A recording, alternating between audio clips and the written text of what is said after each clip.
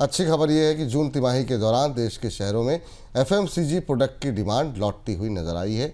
Retail intelligence platform बाइजॉम के आंकड़े बताते हैं कि जून तिमाही के दौरान शहरी इलाकों में एफएमसीजी प्रोडक्ट की डिमांड में 7.7% की ग्रोथ आई है, जबकि गांव में इन प्रोडक्ट्स की डिमांड की ग्रोथ 7.1% रही है। 6 तिमाही में ऐसा पहली बार हुआ है जब एफएमसीजी प्रोडक्ट की शहरी मांग ग्रोथ ग्रामीण मांग ग्रोथ से आगे निकली हो। सर, शहरी बिक्री बढ़ने के आंकड़े क्या कुछ कह रहे हैं और बिक्री में इस बढ़त को किस तरीके से समझा जाए?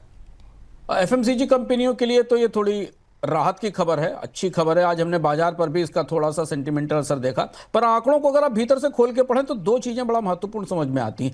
अर्बन एरिया में बाइजोम का आंकड़ा ये बता रहा है कि वैल्यू टर्म्स में 7.7% की बढ़ोतरी दिखी है, वॉल्यूम में नहीं। यानी कंपनियां जो एफएमसीजी सामान बेचती हैं शहरी इलाकों में, उनकी वैल्यू की डिमांड, वैल्यू टर्म्स में बढ़ोतरी दिखाई दी। उनकी या तो कीमतें बढ़ी हैं या प्रीमियम उत्पादों की बिक्री हुई है। दो कैटेगरी हैं, पर्सनल केयर और डेयरी प्रोडक्ट्स, जिसमें और थोड़ा ब्रांडेड कमोडिटीज का हिस्सा। इन तीन हिस्सों में हमको बढ़ोतरी दिखी है। इसमें एक हिस्सा महंगाई का भी हो सकता है, क्योंकि उत्पादों की कीमतें बढ़ाई गई हैं। लेकिन अगर आप ग्रोथ के हिसाब से देखें तो ये 7.7% है और ग्रामीण इलाकों में वैल्यू टर्म्स में ग्रोथ 7.1% है। थोड़े उत्साही संकेत हैं। हमें पहली तिमाही के एफएमसीजी कंपनियों के नतीजों का बड़ा बेचैनी और बेसब्री से इंतजार है, क्योंकि वहां से हमें असली तस्वीर दिखेगी वॉल्यूम की, कि क्या वास्तव में वॉल्यूम बढ़ रहे हैं अर्बन और रूरल एरिया में कि नहीं। क्योंकि एफएमसीजी कंपनियों की उत्पादों की बिक्री मात्रा में जितनी ज़्यादा होती, चाहे वो सोप्स हों या फूड प्रोडक्ट्स हों या पर्सनल केयर प्रोडक्ट हो, उनसे ये समझ में आता है कि डिमांड सारे स्तरों पर काम कर रही है कि नहीं। वैल्यू स्तर से हमें ये हो सकता है कि प्रीमियम प्रोडक्ट्स की बिक्री ज़्यादा हो, पर वो टोटल बाजार में या टोटल उपभोक्ताओं का 3 से 4-5% हो। तो ये आंकड़े अच्छे हैं, शुरुआती रूप संकेत है, मतलब आप इससे एक अच्छी उम्मीद लगा सकते हैं। लेकिन असली तस्वीर तो हमें हिंदुस्तान लीवर के, नेस्ले के, डाबर के नतीजों से ही पता चलेगी।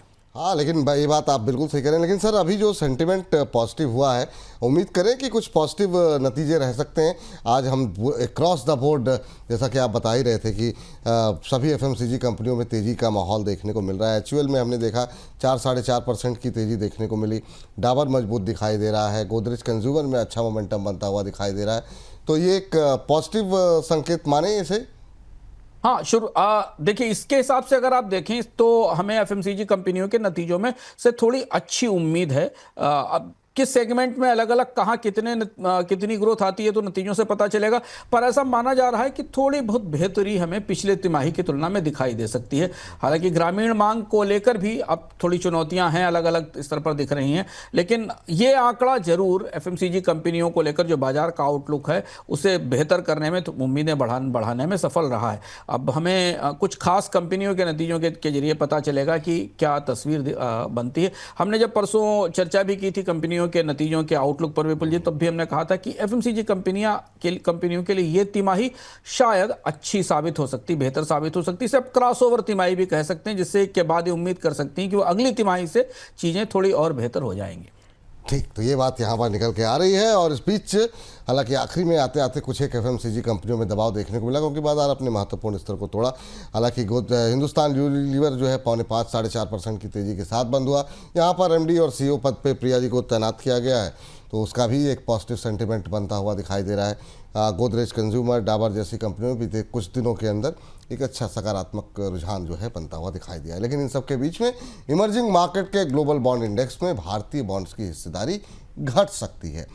रिपोर्ट के मुताबिक जेपी मॉर्गन अपने इमर्जिंग मार्केट बॉन्ड इंडेक्स में भारत और चीन के बॉन्ड्स की हिस्सेदारी घटाने पर विचार कर रहा है।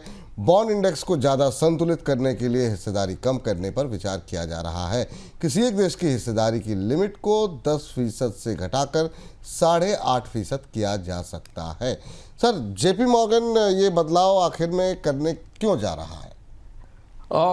बोनस पॉइंट के दर्शकों को जो नियमित दर्शक है उन्हें याद होगा, विपुल जी आपको भी याद होगा, पिछले वीक हमने एक विस्तार से डेटा पॉइंट में बताया था कि कैसे पश्चिमी देशों के बॉन्ड्स, वेस्टर्न कंट्रीज के बॉन्ड्स में अब निवेश की रुचि घट रही है और इमर्जिंग इकोनॉमीज के और एशिया के देशों के बॉन्ड्स की डिमांड मार्केट में बढ़ रही है। वजह बड़ी स्पष्ट है, डॉलर में कमजोरी है, अमेरिका के बाद की रेटिंग में गिरावट है।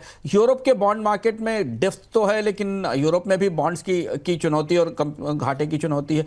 इसलिए अलग अलग हिस्सों में बॉन्ड्स के पे निवेश बढ़ रहा है। तो जेपी मॉर्गन इंडेक्स ये संकेत दे रहा है कि केवल भारत और चाइना जो सबसे बड़ी अर्थव्यवस्थाएं हैं उन्हीं के बॉन्ड निवेश के लायक नहीं है, बल्कि अन्य विकासशील देशों के बॉन्ड भी इसमें आ रहे हैं। इसमें खासतौर से जो संकेत हमें मिल रहे हैं, जब इंडेक्स आएगा तो हमें पता चलेगा कि शायद मिडिल ईस्ट के मेना रीजन के बॉन्ड्स भी इसमें एक बड़ा हिस्सा पा सकते हैं, क्योंकि पिछले 5-6 महीनों में हमने मिडिल ईस्ट के बॉन्ड्स में काफ़ी एक्टिविटी देखी है।